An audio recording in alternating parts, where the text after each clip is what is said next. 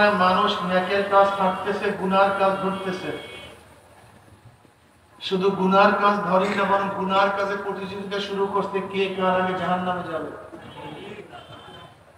যে জমানায় মানুষ নেকের কাজে আশ্চর্য হয়, গুনার কাজে স্বাভাবিক থাকে, যে জমানায় মুসলমান ইসলামকে পছন্দ করে না, বরং নামধারী মুসলমান ইসলামের সবচেয়ে বড় দুশ্মন হয়ে গেছে। যে জমানায় শিরক বিদআতকে ইবাদত মনে করে, কবর পূজা, ব্যক্তি পূজাকে ইবাদত মনে করে, অথচ এগুলি শিরক এবং বিদআত। যে জমানায় যা শিরক বিদআত না, তাকে শিরক বিদআত মনে করে।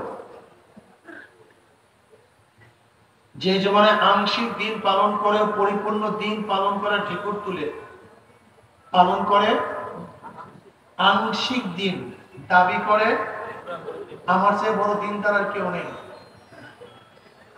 সেই মুহূর্তে আল্লাহ পাক রব্বুল আলামিন আপনাকে আমাকে কোরআন ও হাদিসের মজলিস, আলেম ওলামা, মুমিন মুত্তাকিন, জাকিরিন শাকিরিনদের গুরুত্বপূর্ণ এক দামি, অনেক দামি মজলিসে আসার, বসার, বলার, শোনার তৌফিক আল্লাহ পাক দান করছেন। শুকরিয়া তাম সবাই বলে আলহামদুলিল্লাহ। খুশির আওয়াজ কিন্তু পুরোপুরি হয়নি। যখন যার দল জিতে, এমন জোরে আওয়াজ করে মনে হয় যেন 10 মাইল দূরে চলে যায়।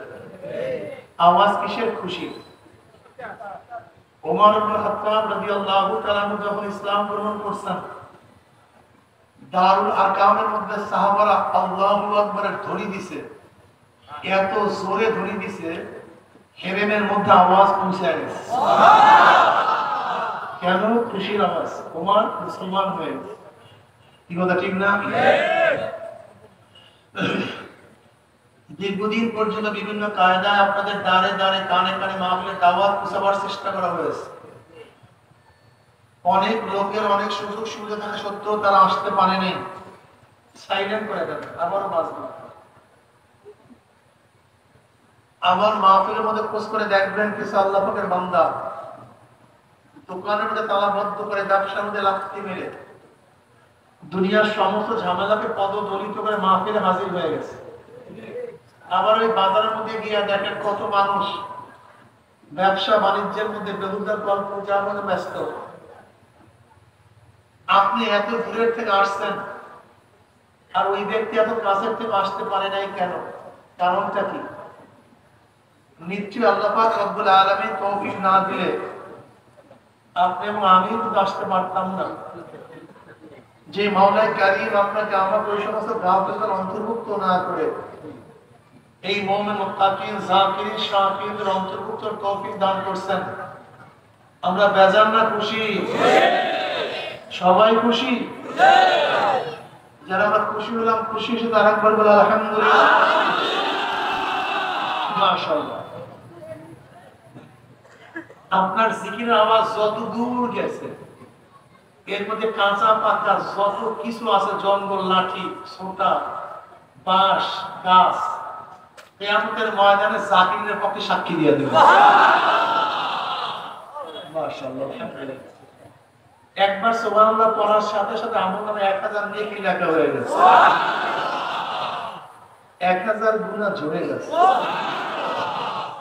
ইন্নাল হাসানাত ইউযহিবনা সাইয়্যাত, নেকি গুনাহকে মিটায় দেয়। সুবহানাল্লাহ, নেকি গুনাহকে মিটায়। ইউযহিবনা অর্থ কি? এমন ভাবে মিটায়, নেকি গুনাহকে এমন ভাবে দূর করে মনে হয় যেন সে কোনোদিন গুনাহই করে নাই। যেমন কাপড়ের মধ্যে ময়লা, লন্ড্রিওয়ালা সাবান, সোটা, ব্লিচিং, গরম পানি, ঝাঁকুনি, দলনি, বিভিন্ন প্রসেস করার পরে যখন ফেরত দেয়, মনে হয় যেন কোনোদিন ময়লাই লাগে না। কোনোদিন লাগবে, যখন পরিষ্কার হয়ে যায় মনে হয় যেন ময়লাই লাগে না।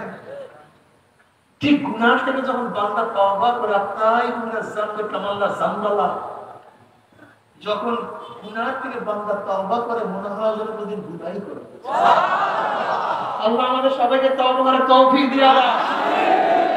আল্লাহুম্মা আমিন। ইসলাম জিনিসটা কি? ইসলাম পালন করলে ফায়দাটা কি?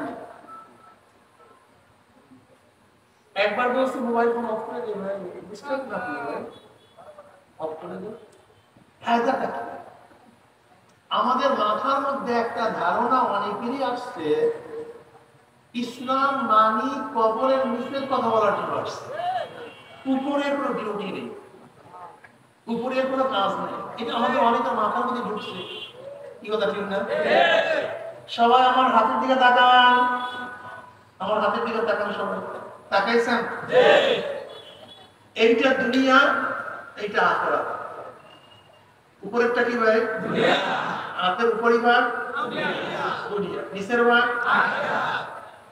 এই দুনিয়াতে যা কিছু করবেন এখানে তাই পাবেন। এখানে এখানে যত নামাজ পড়বেন এখানে কথা বলেন সবাই, নামাজের প্রতিদান পাবেন, সওয়াব পাবেন, ফল পাবেন। এখানে রোজা রাখবেন, সবাই কথা বলেন, এখানে এখানে নামাজ পড়বেন, এখানে মদ পান করবেন, এখানে গুটা খাইবেন, এখানে সুদ খাইবেন, এখানে গুটা খাইবেন, এখানে বিপর্দা চলবেন, এখানে গুটা, এখানে বিবিচার করবেন, এখানে কি বুঝলেন? দুনিয়া আখিরাত। এখানে যা করবেন নিচে তাই পাবেন। এই তো দুনিয়া আখিরাতের সাথে ওতপ্রোত জড়িত। তা আপনি কেন বুঝলেন যে দুনিয়ার জন্য আসে নাই? এটা আসছে তো কবরে গিয়ে 1000 বার জিকির করলে কোনো লাভ আছে? আপনি কবরে যাওয়ার পরে জিকির শুরু করছেন, কিয়ামত পর্যন্ত জিকির করছেন, কোনো লাভ আছে? কবরে গিয়ে যদি আপনি 1000 লক্ষ কোটি বার নামাজ পড়েন, সিজদা করেন, কোনো ফায়দা আছে? কিসের ফায়দা? কিসের লাভ? ইসলাম জিনিসটা কি? ইসলাম কাকে বলা হয়? ফায়দাটা কি? ইসলাম অনুযায়ী চললে মারামারি, কাটাকাটি, গ্যাঞ্জাম, ধর্ষণ, ইত্যাদি, লুট, তরাজ, জুলুম, অত্যাচার, ইয়াবা, গাঁজা, মদ কিচ্ছু থাকবে না। বিশ্বাস হয় না? দেখেন বাংলাদেশ সরকার জিরো টলারেন্স ঘোষণা করছে কিসের বিরুদ্ধে? মাদকের বিরুদ্ধে। কিসের বিরুদ্ধে? দেখেন মাদক নিয়ন্ত্রণ দপ্তর আছে, হাজার হাজার কোটি কোটি টাকা বেতন আসে, নাকি ভুল বললাম ভাই? আসে কি নাই? আচ্ছা মাদ্রাসার মধ্যে ইয়াবা খোর আসলে পাইছে কোনো সরকার? গাঁজা খোর, মদ খোর, একদিনও মাদক নিয়ন্ত্রণের ব্যক্তিরা যে বয়ান করে নাই, কেস করতে নাই, কিচ্ছু না। লেকিন সরকার যে মাদক নিয়ন্ত্রণ করতে চায়, মাস্টার ইমাম সাহেব দেখছেন কোনদিন গাঁজা ভাঙতে, মদ পান করতে, ভালো মুসল্লিদেরকে? তার মানে কি বুঝলেন? অরিজিনালি তুমি যে মাদক নিয়ন্ত্রণ করতে যাও, সবাইকে মুসল্লি বানায় দাও। কি বানায় দাও? মুসল্লি। তাহলে আখিরাতে কাজ করলে মাদক নিয়ন্ত্রণ। আপনি বলছেন ইসলাম আসছে তাই খবরের জন্য বোকা দিয়া। ইসলাম আসছে কেন তুমি বুঝুই না। দেখেন এখানে যারা বিজ্ঞ জ্ঞানী আছেন তারা জানেন বর্তমানে যে পরিমাণের কেস পেন্ডিং আছে, যদি নতুন কোনো কেস না হয়, সমস্ত বিচারকরা যদি বিচার করে 82 বছর লাগবে এর সমাধান করতে। কত বছর? যদি কেস নতুন না হয় তাহলেও 82 বছর লাগবে। অথচ ম্যাজিস্ট্রেট কোর্ট, মনসেফ কোর্ট, জজ court, high court, open bench, chamber bench, supreme court, এত কোর্ট থাকা সত্ত্বেও এত বিচার। অথচ ওমর ইবনে খাত্তাব রাদিয়াল্লাহু তাআলা প্রধান দেশে, আবার বিচারকের তিনি প্রধান। কোনো কেস পেন্ডিং নেই, কোনো কেস কারণটা একটা খুব ভালো আসলে ইসলামটা বুঝি না, আমাদের সমস্যা এখানে অন্যায় বেশি হবে, কেস বেশি হবে, কেস বেশি হবে, পেন্ডিং অন্যায় হবে না, কেস হবে না, পেন্ডিং এ থাকবে না। আইন দিয়ে মানুষকে নিয়ন্ত্রণ করা যায় না, আদর্শ দিয়ে মানুষকে নিয়ন্ত্রণ করা যায়। ইসলাম কি চায় জানেন? বুঝিনি না আপনারা। ইসলামের মধ্যে বর্তমান পাশ্চাত্য লর মধ্যে পার্থক্যটা বিজ্ঞানের খুব ভালো মতো শুনবেন, বোঝার চেষ্টা করবেন। বর্তমান ল ইফটিজিংয়ের বিরুদ্ধে, বর্তমান ল ধর্ষণের বিরুদ্ধে। ধর্ষণ করলে এই শাস্তি, ইফটিজিং করলে এই শাস্তি। কিন্তু ইফটিজিং যেন না করে, ধর্ষণ যেন না হয়, এর জন্য ব্যবস্থা আছে না, ব্যবস্থা নেই। বরং আমাকে কি করছে, ব্যাপারটা কেমন হইলো ভালো মতো শুনবেন। এখন খেয়াল রাখবেন, আমি একটু বয়ান করি। তেঁতুলের কথা বলবো, তেঁতুল কেউ জিব্রে তো সাবায় না নাকি? তেঁতুলের কথা বলছি, সমস্যা আছে তেঁতুল? এখন কোন পাগল যদি আমার সামনে তেঁতুল না রায়, এই যে তেঁতুল তেঁতুল, এই যে দেখো তেঁতুল, খবরদার খবরদার তোমার যেন লালা না আসে, খবরদার তোমার জন্য আকর্ষণ না সৃষ্টি হয়, কিন্তু এই যে দেখো তেঁতুল, এই যে দেখো তেঁতুল, কি হবে বলেন তো? কি মানুষ, এগুলোকে জ্ঞান জ্ঞান আছে? তুমি আমাকে বলবো তেঁতুল দেখলে যেন তোমার জবানে স্নাপ না আসে, অথচ আল্লাহ পাক ন্যাচারালি আমার মধ্যেই পয়দা করে দিয়েছেন তেঁতুল দেখলে কি আসে?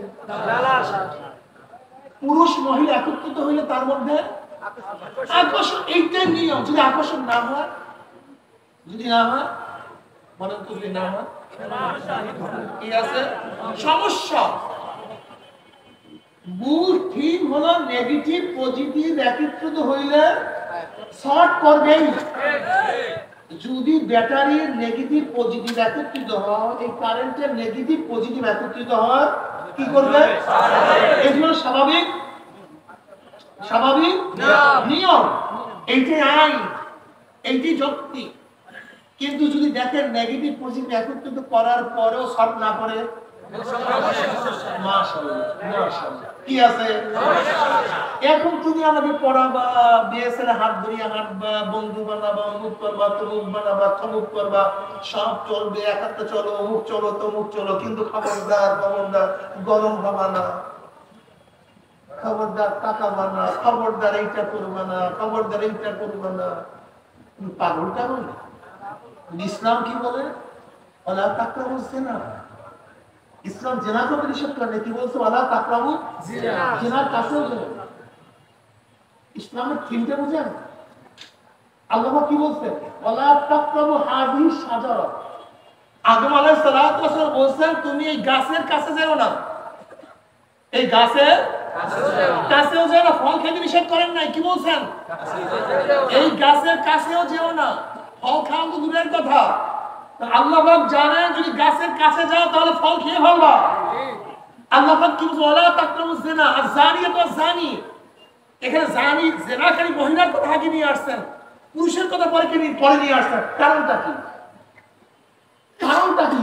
99% ধর্ষণের মূল কারণ হলো মহিলা। এর জন্য আল্লাহ পাক কি বলছেন? খবরদার ওয়ালা তাকরাবুজ জিনা, তোমাকে এই কাজে উদ্বুদ্ধ করে সেই কাজের কাছেও। ইসলাম কত সুন্দর আইন করছে। আপনি কি জানেন ইসলামে মদের আইন কি? মদ তো হারাম, মদের পাত্র ব্যবহার করা হারাম। মদের আরে মদ হারাম হবে, পাত্র হারাম হবে কেন? ধন্যবাদ। ইসলামের থিমটা আপনি বুঝেন? আপনি খাজুরের বুটা দিয়া পাত্র বানাবেন, আপনি কদুর বাকলা দিয়া পাত্র বানাবেন, আপনি রং করিয়ে মদের পাত্র বানাবেন। এটা মহাজ খাজুরের গুড়ার মধ্যে হারাম হওয়ার কোনো যুক্তি নেই, কদুর বাকলার মধ্যে হারাম হওয়ার কোনো যুক্তি নেই, একটা পাত্রকে রং দিয়ে বানাবার মধ্যে হারাম হওয়ার কোনো যুক্তি নাই। কিন্তু ইসলামের হারাম করছে কারণটা কি? হারাম, মহাজ তো হারাম না। ইসলাম বলতে চাই আল্লাহু আকবার, ইসলামের থিম আগে বুঝতে হবে। ইসলাম বলতে চায় যদি ওই পাত্র দেখো তাহলে মদের কথা মনে পড়বে। এর জন্য মদ হারামের সাথে পাত্রকে আমি চ্যালেঞ্জ দিলাম, কেউ যদি গাঁজা ছাড়তে চান, ইয়াবা ছাড়তে চান, নেশা ছাড়তে চান, আপনার প্রথম শর্ত হলে আপনি যে বন্ধুর সাথে নেশা করছেন কোন অবস্থায় যেন তার চেহারা না দেখেন, কোন অবস্থাতেই না। যদি আপনি গাঁজা ছাড়বেন, ইয়াবা ছাড়বেন, মদ ছাড়বেন, আর ওই যেই বন্ধুর সাথে নেশা করছেন তার সাথে চলবেন, কিয়ামত হয়ে যাবে, নেশা ছাড়তে পারবেন না। এটা ইসলামের থিওরি। কারণটা কি? ওই বন্ধুকে দেখলেই ভিতর থেকে তোমার আর পারবে না। এই জন্য কেউ যদি নেশা ছাড়তে চাও, ফার্স্ট কাজ হলো অল্প অল্প আস্তে আস্তে কেউ নেশা ছাড়তে পারে না। আস্তে আস্তে আস্তে আস্তে দুনিয়ার কেউ আস্তে আস্তে নেশা ছাড়তে পারে না। নেশা ছাড়তে হবে একসাথে, খাবো না, আমি খাবো খাবো না, এরকম এরকম না। তুমি আজকে এক টান দিবা, পরের দিন আগে 5 টান দিতাম, এখন 2 টান দিব, পরের দিন 1 টান দেবো, আগে 5টা খাইতাম, এখন 2টা খাইতাম।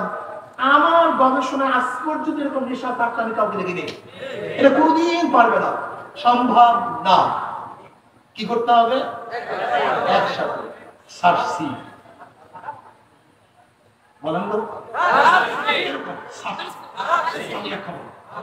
এরকম যদি ওয়াদা নিষেধ করতে পারেন, আর যাদের সাথে নেশা করছেন ওদের কাছেও যাবেন না, ওদের কাছে যাবেন কোনদিন আর হবে না। ইসলাম কি বলতে চায়? কাছেও যেও না, তাকাইও না, দেখিও না। ইসলাম শুধু পুরুষদের কি পর্দা করার জন্য বলেন না, মহিলাদেরকে বলছেন তোমাদের চক্ষুকে জোরে বলেন। আজকে পরকীয়া প্রেমের কারণটা কি? এত পরকীয়া কেন? ইসলাম শুধু পুরুষদের জন্য পর্দা করেন না, তো মহিলাদের জন্য পর্দা করছে। তুমি পুরুষদের তাকাও কেন?